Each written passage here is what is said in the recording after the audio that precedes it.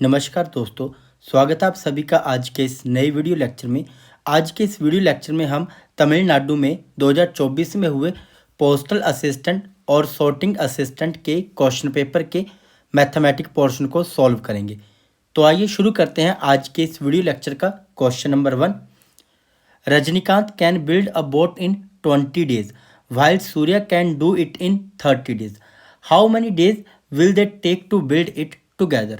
रजनीकांत एक नाव 20 दिन में बना सकता है जबकि सूर्य इसे 30 दिन में बना सकता है। इसे बनाने में उन्हें मिलकर कितने दिन लगेंगे ये हमने फाइंड करना है। नाउ तो यहाँ पे जो हमें गिवन डाटा दिया हुआ उसे हम यहाँ पे लिख लेते हैं। तो यहाँ पे हमें पता है कि जो रजनीकांत है वो कितने दिन में एक नाव को बना रहा है, 20 डेज में। तो मैं रजनीकांत को यहाँ पे कैपिटल आर से रिप्रेजेंट कर रहा हूँ। तो रजनीकांत कितने दिन में बोट को बना रहा है, 20 डेज में। और सूर्य कितने दिन में बना रहा है, 30 डेज में। तो सूर्य इज इक्वल टू कितना आ गया, 30 डेज। अब हमने क्या करना है, यहाँ पे टोटल वर्क निकालना है। तो हम क्या करेंगे, 20 और 30 का एलसीएम लेंगे। जो 20 और 30 का एलसीएम आएगा वही हमारे पास क्या होगा, टोटल वर्क।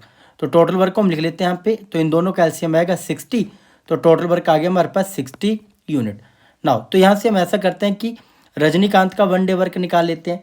तो ये आएगा टोटल वर्क 60 यूनिट और 20 दिन में ख़त्म कर रहा है तो ये आ जाएगा यहाँ पे 3 यूनिट। ऐसे हम सूर्य का निकाल लेते हैं 1 डे वर्क। तो ये कितना आ जाएगा, 2 unit per day, 2 unit per day. और ये ऊपर वाला कितना आ गया, 3 यूनिट पर डे। नाउ अब क्वेश्चन में बोला कि अगर वो दोनों मिलकर काम करें तो वो कितने दिनों में ख़त्म करेंगे। तो ऐसा करते हैं, हम क्या करेंगे, यहाँ पे एफिशिएंसी निकाल लेते हैं। एफिशिएंसी तो निकाल ली हमने कि रजनीकांत की आ गई 3 यूनिट पर डे और सूर्य की आ गई कितनी, 2 यूनिट पर डे। अगर वो दोनों एक साथ काम करते हैं तो वो 60 यूनिट काम को कितने दिनों में ख़त्म करेंगे ये हमने निकालना है। अब ऐसा करते हैं, रजनीकांत और श्याम दोनों का 1 डे वर्क निकाल लेते हैं। Rajinikanth plus Shyam 1 day work is equal to, Rajinikanth का 1 डे वर्क कितना है, 3 यूनिट पर डे। शाम का कितना है, 2 यूनिट पर डे। तो दोनों का 1 डे वर्क कितना आ जाएगा, 5 यूनिट पर डे। नाउ अब क्वेश्चन में बोला है दोनों एक साथ करेंगे तो लिख लेते हैं यहाँ पे time taken by Rajinikanth and Surya together to complete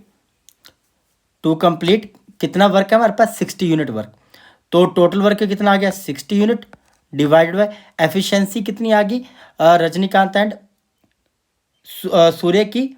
तो ये आ गई इन दोनों की 1 डे एफिशिएंसी कितनी आ गई इनकी, तो ये आ गई हमारे पास 5 यूनिट पर डे। तो ये आ गई 5 unit per day.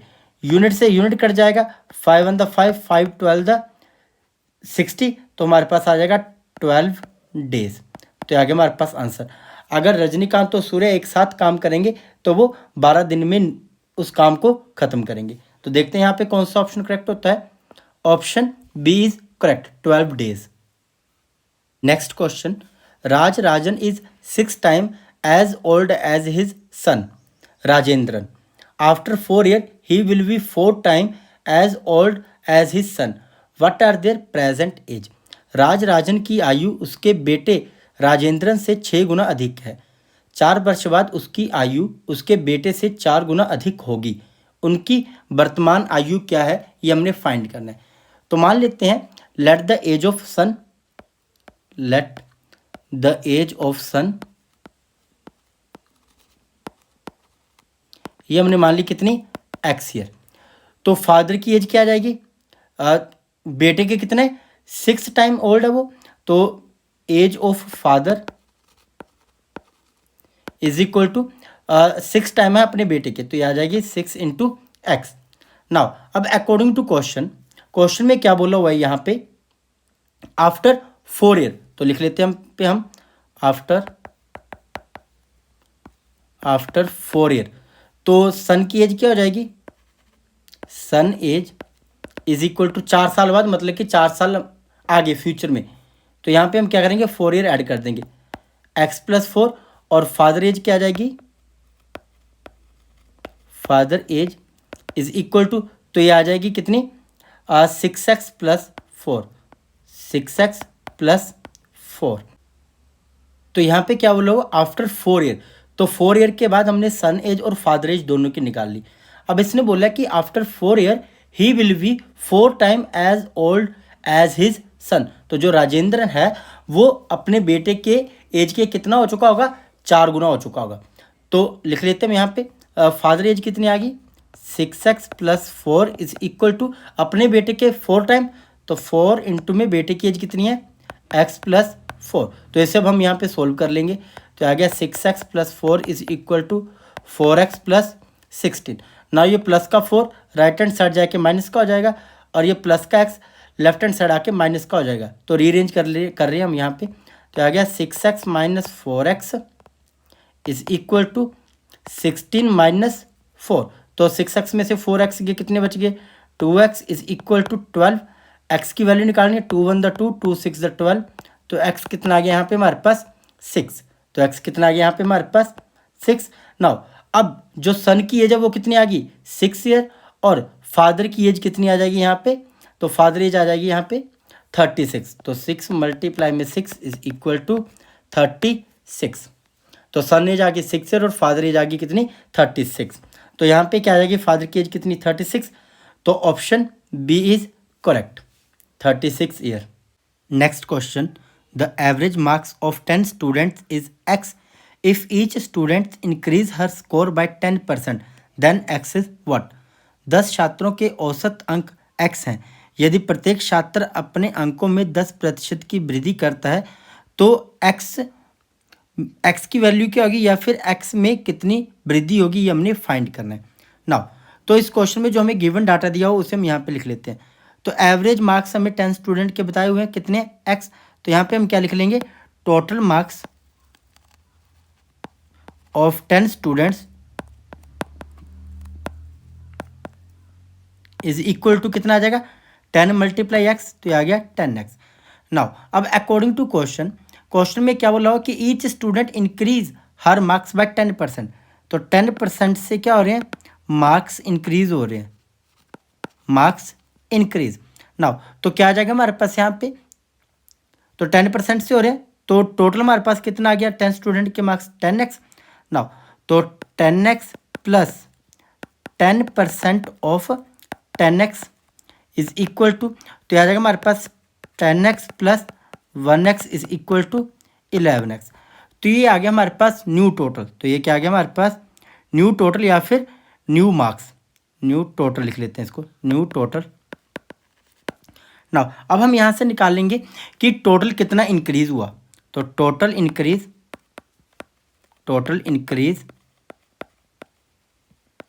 Is equal to finally कितना है हमारे पास 11x, और इनिशियली कितना है minus 10x is equal to 1x। तो टोटल कितने मार्क्स इंक्रीज हुए 1x। नाउ अब हमने यहाँ पे फाइंड करना है कि जो x है वो कितने परसेंट से बढ़ा। तो हमने यहाँ पे क्या निकालना है, इंक्रीजमेंट निकालना है कि कितना परसेंटेज में चेंज करना है ना अब हमने इसको। तो परसेंटेज इंक्रीज निकाल लेते हैं, percentage increases is equal to, तो कितना इंक्रीज हुआ 1x। तो 1x ओवर इनिशियल कितना था 10x मल्टीप्लाई में क्या आ जाएगा 100, x से x कट गया, 10 1 द 10, 10 10 द 100। तो ये आ गया हमारे पास 10%। तो x की वैल्यू क्या होगी, इंक्रीज करेगी by 10%। Next question 5 open bracket 10 plus 15 divided by 5 multiply 4 minus 2 multiply 2।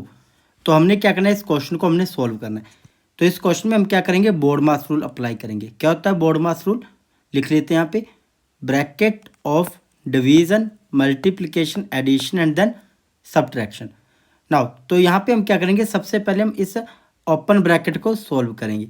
अब इस ओपन ब्रैकेट के अंदर भी हमारे पास एक से ज़्यादा मैथमेटिकल ऑपरेशन है, तो यहाँ पे भी हम क्या करेंगे, बोर्ड मास रूल अप्लाई करेंगे। तो सबसे पहले बोर्ड मास रूल का क्या स्टेप है, ब्रैकेट। तो ब्रैकेट के अंदर कोई ब्रैकेट नहीं है, फिर उसके बाद ऑफ नहीं होगा, फिर उसके बाद है नेक्स्ट डिवाइड करना। तो 15 को हम डिवाइड करेंगे 5 के साथ, तो कितना आ जाएगा 3। डिवाइड के बाद नेक्स्ट स्टेप है मल्टीप्लाई करना। तो जिन दो नंबर के बीच में मल्टीप्लाई का साइन है उसे मल्टीप्लाई करके लिखेंगे। तो 2 2 क्या हो जाएगा 4। फिर उसके बाद हमारे पास एडिशन एंड देन सब्ट्रैक्शन। तो इसको हम नेक्स्ट स्टेप में लिख लेते हैं सोल्व करके।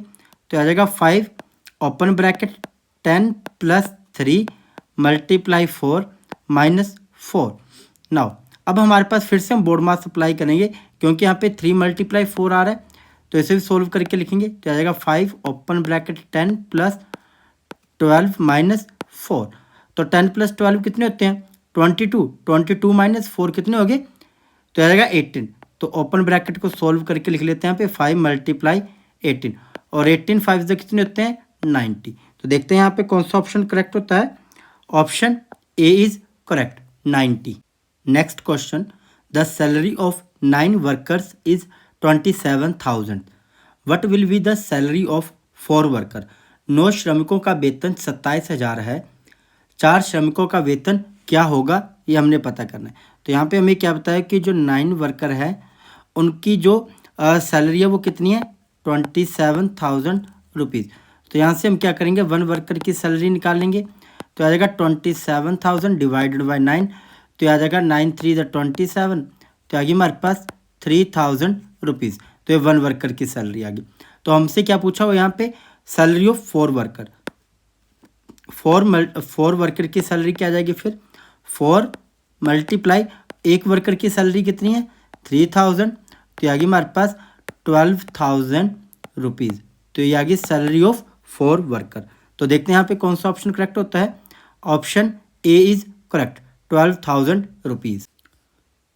Next question, mister Ajay has invested an amount of 9,000 for 5 years at a simple interest of 5% per annum. The interest earn will be what. Shri Ajay ने 5% प्रति वर्ष के साधारण ब्याज पर 5 वर्षों के लिए 9,000 की राशि का निवेश किया, अर्जित ब्याज क्या होगा। तो इस क्वेश्चन में हमने क्या फाइंड करना है? सिंपल इंटरेस्ट निकालना है। सिंपल इंटरेस्ट निकालने का क्या फॉर्मूला होता है? Simple interest is equal to principal multiply rate multiply time over 100। Now value put कर देते हैं यहाँ पे हम। तो प्रिंसिपल यहाँ पे कितना है? 9,000। मल्टीप्लाई रेट कितना है? 5%, तो 5/100। और टाइम कितना दिया हुआ है यहाँ पे? तो टाइम है यहाँ पे 5 ईयर। नाउ कैंसिल आउट करेंगे हम यहाँ पे, 20 से 20 कैंसिल हो जाएंगी। तो 90 मल्टीप्लाई 5 मल्टीप्लाई 5, तो ये आ जाएगा हमारे पास 2,250 रुपीज़। तो ये आ गया हमारे पास सिंपल इंटरेस्ट। तो देखते हैं यहाँ पे कौन सा ऑप्शन करेक्ट होता है। Option C is correct, 2,250 rupees. Next question, the individual weight of 10 players of the Tamil superstar cricket team are 54, 55, 56, 57, 58, 59, 60, 61, 62 and 63। Calculate the average weight. तो यहाँ पे हमने क्या करना है? एवरेज वेट फाइंड करना है। तो एवरेज निकालने का क्या फॉर्मूला होता है? Average is equal to sum of all data. तो 10 प्लेयर का जो इंडिविजुअल वेट है सभी को हम क्या करेंगे? ऐड करेंगे। तो लिख लेते हैं यहाँ पे 54 plus 55 plus 56 plus 57 plus 58 plus 59 plus 60 plus 61 plus 62 plus 63 divided by total team member कितने हैं? 10, या टोटल प्लेयर कितने हैं? 10। तो डिवाइड में कितना आ गया? 10 इज इक्वल टू, इन सभी को हम ऐड करेंगे तो आंसर आ जाएगा 585 डिवाइड में कितना आ गया? 10। नाउ तो इसको हम क्या करेंगे? डेसिमल फॉर्म में लिख लेते हैं। तो हमारे पास आंसर आ जाएगा 58.5। तो एवरेज वेट क्या आ जाएगा 10 प्लेयर का? तो आ जाएगा हमारे पास 58.5। Option C is correct, 58.5। Next question, the average of 25 result is 18।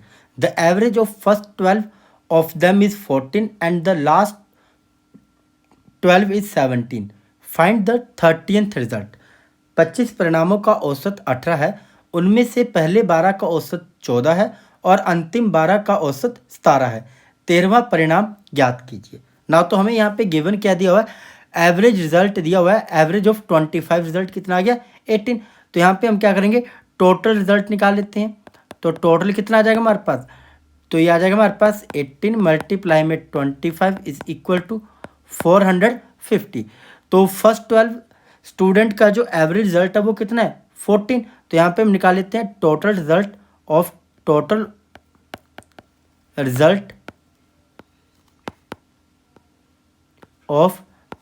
12 student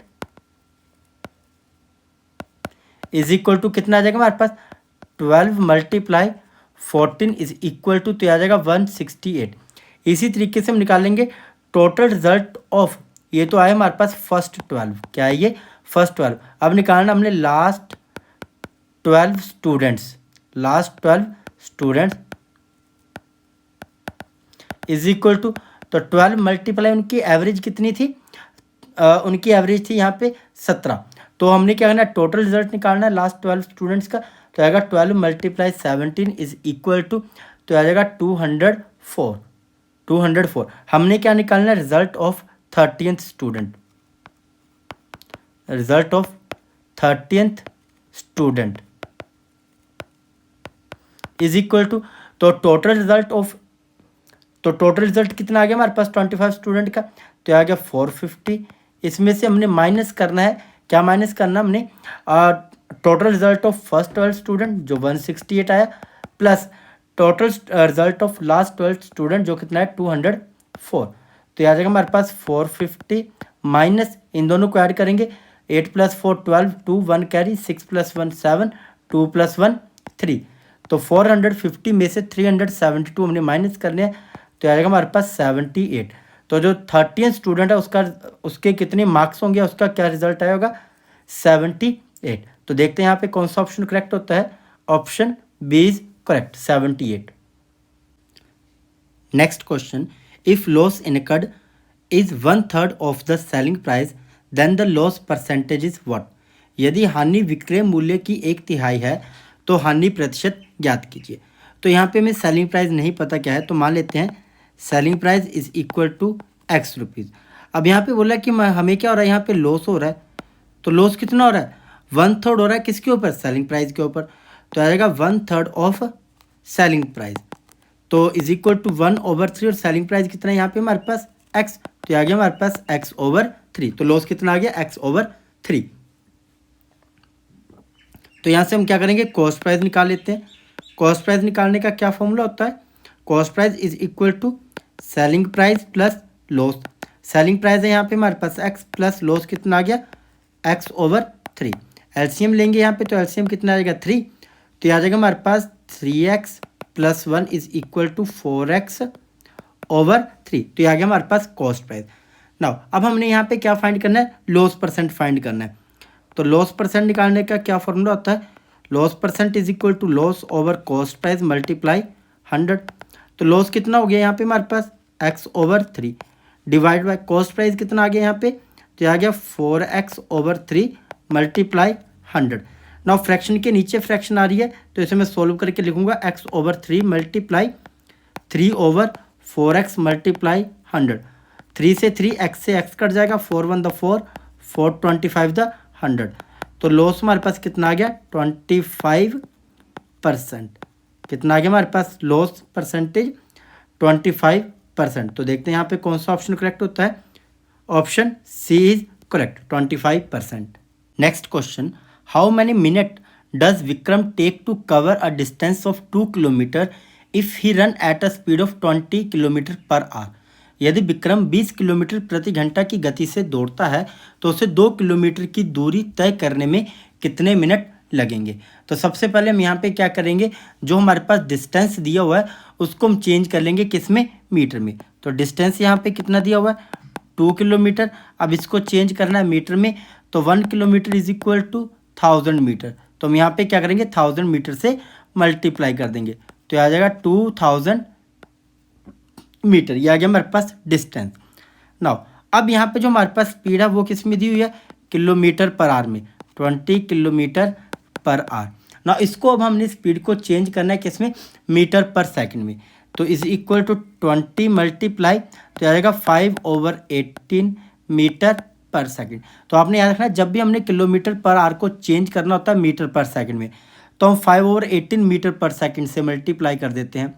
अगर मीटर पर सेकंड को करना हो चेंज किस में, किलोमीटर पर आवर में, तो हम 18/5 किलोमीटर पर आवर से मल्टीप्लाई करते हैं। नाउ कैंसिल आउट कर लेते हैं, तो ये कट जाएगा किससे, 2 से, 2 10 द 20, 2 9 द 18, तो आ गया 10 5 द 50, तो आ जाएगा हमारे पास 50/9। 9, कितना आ जाएगा यहाँ पे हमारे पास 50/9 मीटर पर सेकंड। तो आगे हमारे पास यहाँ पे स्पीड। नाउ हमने क्या फाइंड करना है, यहाँ पे टाइम निकालना है। तो कितना टाइम लगेगा 200 डिस्टेंस को कवर करने में। तो टाइम इज इक्वल टू, क्या फॉर्मूला था टाइम निकालने का, distance, time is equal to distance, speed निकालने का फॉर्मूला होता है हमारे पास डिस्टेंस ओवर टाइम। तो टाइम का क्या आ जाएगा, डिस्टेंस ओवर स्पीड। डिस्टेंस कितना है 2000 मीटर, डिवाइड बाय स्पीड कितनी आ गई 50/9, तो 50/9 मीटर पर सेकंड। तो मीटर से मीटर कट जाएगा, फ्रैक्शन के नीचे फ्रैक्शन है, तो आ जाएगा 2000 × 9/50। 0 से 0, 5 1 द 5, 5 4 द 20, तो आ गया 49, 40 × 9, तो आ जाएगा हमारे पास 360। ओके, तो ये आ गया हमारे पास 360 सेकेंड। अब 360 सेकेंड को हम चेंज करेंगे किस में, मिनट में। तो हम डिवाइड करेंगे 360 डिवाइडेड बाय, किससे डिवाइड करेंगे हम, 60 से। तो 0 से 0, 6 1 द 6, 6 6 द 36 इज इक्वल टू 6 मिनट। तो आ गया हमारे पास टाइम। तो टाइम कितना आ गया 6 मिनट। तो देखते हैं यहाँ पे कौन सा ऑप्शन करेक्ट होता है। Option B is correct, 6 minute. Next question, if a sum of money at simple interest double in 6 year, it will 4 time in how many year. यदि कोई धनराशि साधारण ब्याज पर 6 वर्ष में दोगुनी हो जाती है तो वह किस समय में 4 गुनी हो जाएगी। तो मान लेते हैं, तो यहाँ पे क्या बोला हुआ है कि प्रिंसिपल हम यहाँ पे मान लेते हैं एक्स। तो यहाँ पे हमने प्रिंसिपल क्या मान लिया एक्स। तो अमाउंट क्या हो रहा है यहाँ पे, तो अमाउंट यहाँ पे हो रहा है डबल। तो आ गया हमारे पास 2x, कितने टाइम में हो रहा है डबल, ये 6 ईयर में। तो टाइम कितना आ गया यहाँ पे हमारे पास 6 ईयर। हमने यहाँ पे फाइंड क्या करना है, रेट हमने फाइंड करना है, और साथ ही साथ हमने यहाँ पे सिंपल इंटरेस्ट भी हमने फाइंड करना है। नाउ जब हमें प्रिंसिपल और अमाउंट दिया हो तो सिंपल इंटरेस्ट निकालने का फॉर्मूला होता है amount minus principal is equal to 2x minus x is equal to x. तो ये आ गया सिंपल इंटरेस्ट। नाउ अब हमने फाइंड करना है रेट। तो सिंपल इंटरेस्ट का ही फॉर्मूला होता है एक और, simple interest is equal to principal multiply rate multiply time over 100। Value put करते हैं यहाँ पे, सिंपल इंटरेस्ट आ गया x is equal to principal भी एक्स, मल्टीप्लाई रेट कितना है यहाँ पे फाइंड करना है, आर लिखा रहने देते हैं, टाइम कितना है 6 से डिवाइड बाय 100। तो 2 से कट जाएगा, 2 3 द 6, 2 5 द 10, तो ये आ गया 50। एक्स की एक्स से एक्स कट जाएगा, तो ये 50 इधर क्रॉस मल्टीप्लाई हो जाएगा, तो रेट यहाँ पे आ जाएगा हमारे पास 50/3%। नाउ अब इसी का ही क्या है हमारे पास सेकंड पार्ट है क्वेश्चन का। तो सेकंड पार्ट में क्या बोला हुआ है यहाँ पे, तो सेकंड पार्ट में यहाँ पे बोला हुआ कि इट विल बिकम 4 टाइम, मतलब कि हमारे पास प्रिंसिपल हमारे पास अभी भी एक्स ही है, और जो अमाउंट है वो कितना हो जा रहा है 4 टाइम। अमाउंट कितना हो रहा है 4 टाइम ऑफ प्रिंसिपल। फिर उसके बाद टाइम कितना है, टाइम हमने यहाँ पे फाइंड करना है, रेट वही जो हमने अभी निकाला क्वेश्चन में।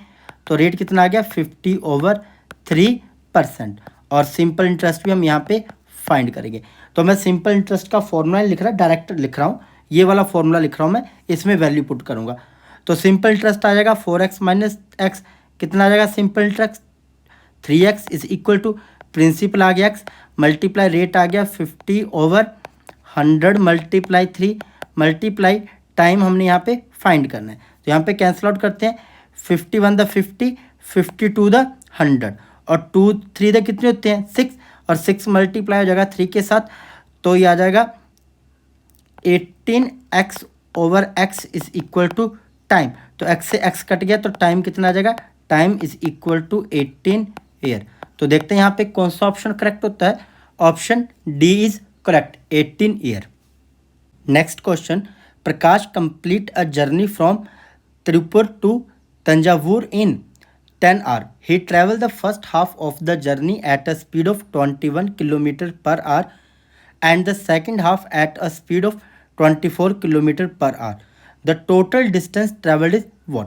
तो मान लेते हैं let total distance is equal to 2x। तो हमने टोटल डिस्टेंस कितना मान लिया 2x, और टोटल टाइम कितना दिया हो हमें यहाँ पे 10 hours। तो ऐसा करते हैं, और हमें ये भी बताया कि वो फर्स्ट हाफ जा रहा है 21 किलोमीटर पर आवर की स्पीड से और second half 24 kilometre per hour की स्पीड से। नाउ तो टोटल टाइम का मतलब क्या है यहाँ पे हमारे पास T1 plus T2 is equal to T total. तो T1 कैसे निकालेंगे? फर्स्ट केस के लिए जो टाइम आएगा, टाइम निकालने का क्या फॉर्मूला होता है? Distance over speed. तो डिस्टेंस आ गया x kilometre divide by speed कितनी आ गई 21 kilometre per our, plus T2 कितना आ गया हमारे पास distance x divide by speed कितनी आ गई 24 kilometre per hour is equal to time कितना आ गया टोटल 10 आवर। अब किलोमीटर से किलोमीटर कट जाएगा, आर ऊपर जाके मल्टीप्लाई हो जाएगा, तो आर को कॉमन लूँगा, आर से आर भी कट जाएगा।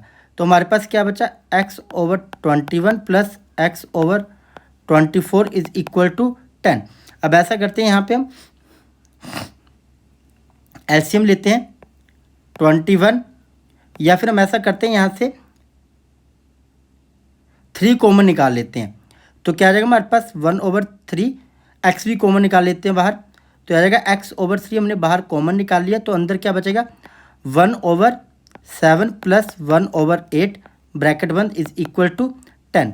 नाउ अब यहाँ पे हम एलसीएम ले लेते हैं, तो 7 और 8 का एलसीएम क्या आएगा 56, तो आ जाएगा हमारे पास, और 3 को मैं उधर क्रॉस मल्टीप्लाई कर रहा हूँ अब, तो आ जाएगा हमारे पास x ब्रैकेट में एलसीएम आ गया हमारे पास कितना 56, तो आ जाएगा हमारे पास, तो यहाँ पे आएगा हमारे पास 8 प्लस 7 इज इक्वल टू में आ जाएगा हमारे पास 3 क्रॉस मल्टीप्लाई हुआ 10 3 द 30। नाउ तो 8 प्लस 7 कितने होते हैं 15, तो x मल्टीप्लाई में 15/56 इज इक्वल टू 30, तो x आ जाएगा हमारे पास x is equal to 30 multiply में यहाँ पे क्या होगा, जो यहाँ पे न्यूमरेटर जो न्यूमरेटर है लेफ्ट हैंड साइड में, वो राइट हैंड साइड जाके क्या बन जाएगा डिनोमिनेटर, और जो लेफ्ट हैंड साइड में डिनोमिनेटर है वो राइट हैंड साइड जाके न्यूमरेटर बन जाएगा। तो आ जाएगा 30 मल्टीप्लाई 56/15, 15 1 द 15, 15 2 द 30, तो x की वैल्यू आ जाएगी हमारे पास 2 6 द 12, 2 1 कैरी, 2 5 द 10 प्लस 1 11, 112, तो ये आ गया हमारे पास x की वैल्यू। अब टोटल डिस्टेंस कितना है 2x इज इक्वल टू, तो आ गया 2 मल्टीप्लाई में 112 इज इक्वल टू 2 2 द 4, 2 1 द 2, 2 1 द 2, तो आ गया हमारे पास total distance 224 kilometre. Option B is correct. Next question, a person crosses a 600 metre long railway platform in 5 minute, what is his speed in kilometre per hour. तो हमने क्या करना है यहाँ पे स्पीड निकालनी है किलोमीटर पर आवर में, तो क्या आ जाएगा हमारे पास, तो ऐसा करते हैं पहले ना इस पूरे को हम चेंज कर लेते हैं मीटर पर सेकंड में। तो टाइम यहाँ पे हमारे पास 5 मिनट है, 5 मिनट को चेंज करना हमने किस में सेकंड में, तो आ जाएगा हमारे पास 300 सेकंड। तो डिस्टेंस निकालने का क्या फॉर्मूला होता है, तो सॉरी यहाँ पे हमने क्या निकालना स्पीड, तो स्पीड निकालने का क्या फॉर्मूला होता है, speed is equal to distance over time. तो ये आ गया हमारे पास स्पीड निकालने का फॉर्मूला। तो डिस्टेंस यहाँ पे कितना है 600 मीटर, तो ये आ गया 600 ओवर टाइम कितना है 5 मिनट, 5 मिनट को हमने चेंज कर दिया किस में सेकंड में, तो ये आ जाएगा हमारे पास 300 सेकंड। नाउ 300 से ये कट जाएगा, तो हमारे पास आ गया स्पीड कितनी आ जाएगी हमारे पास, speed is equal to 2 metre per second.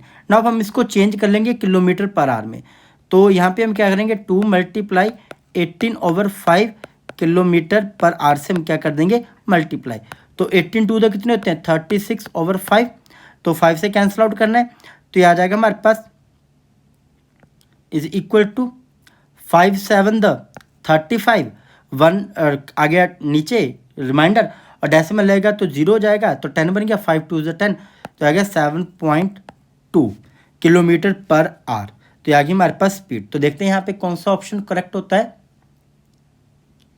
Option B is correct 7.2 kilometre per hour. Next question, 2000 soldiers were stationed in a fort with enough food for 20 days, but when some soldiers were transferred to another fort, the food lasted for 5 more days. How many soldiers were transferred? तो क्या है यहाँ पे हमारे पास 2000 सैनिक एक किले में तैनात थे और उनके पास 20 दिनों के लिए पर्याप्त भोजन था। लेकिन जब कुछ सैनिकों को दूसरे किले में स्थानांतरित किया गया तो भोजन 5 दिन और चला। कितने सैनिकों को स्थानांतरित किया गया ये हमने फाइंड करना है। नाउ तो अकॉर्डिंग टू क्वेश्चन 2000 सोल्जर है तो उनके 20 दिन का खाना है अच्छे से। फिर बोला है कि 2000 में से कुछ सैनिकों को क्या कर दिया गया, स्थानांतरित कर दिया गया। मीन्स 2000 तो थे ही थे, उसमें से एक्स सोल्जर को हमने क्या कर दिया, किसी और दूसरे फोर्ट में भेज दिया। तो जो फूड था वो 5 दिन और बढ़ गया। फूड कितने दिन और बढ़ गया, 5 दिन और बढ़ गया। तो यहाँ पे क्या आ जाएगा हमारे पास, 5 दिन और बढ़ गया। मीन्स पहले 20 था, अब कितना हो गया 25। तो मल्टीप्लाई में कितना आ जाएगा 25। नाउ अब हमने एक्स की वैल्यू फाइंड करनी है यहाँ पे। तो ये 25 इधर मल्टीप्लाई का है, लेफ्ट हैंड साइड आके डिवाइड का हो जाएगा। तो आएगा 2000 मल्टीप्लाई 20/25, 25 अंदर 25, 25 मल्टीप्लाई 80, तो ये हो जाएगा 2000 is equal to 2000 minus x. Now तो यहाँ पे क्या आ जाएगा हमारे पास, तो हो गया हमारे पास 1600 is equal to 2000 minus X. 2000 right hand side plus का है, लेफ्ट हैंड साइड आके माइनस का हो जाएगा। 1600 minus 2000 is equal to minus X. तो आ गया -400 is equal to minus X. Minus से माइनस कट गया तो एक्स इज इक्वल टू कितना आ गया 400। तो कितने सोल्जर को ट्रांसफर करना पड़ेगा, 400 सोल्जर। तो देखते हैं यहाँ पे कौन सा ऑप्शन करेक्ट होता है। Option A is correct, 400 soldiers. Next question, if cricketer Mithali Raj has an average score of 80 runs in 8 inning, how much must she score in the 9th inning to raise the average score to 81। यदि cricketer Mithali राज का 8 पारियों में औसत score 80 है तो औसत score 81 तक बढ़ाने के लिए उसे 9वीं पारी में कितने रन बनाने होंगे, ये हमने फाइंड करना है। नाउ तो अब क्या है यहाँ पे क्वेश्चन में, अब बोला कि जो एवरेज है वो कितनी हो जाएगी 81।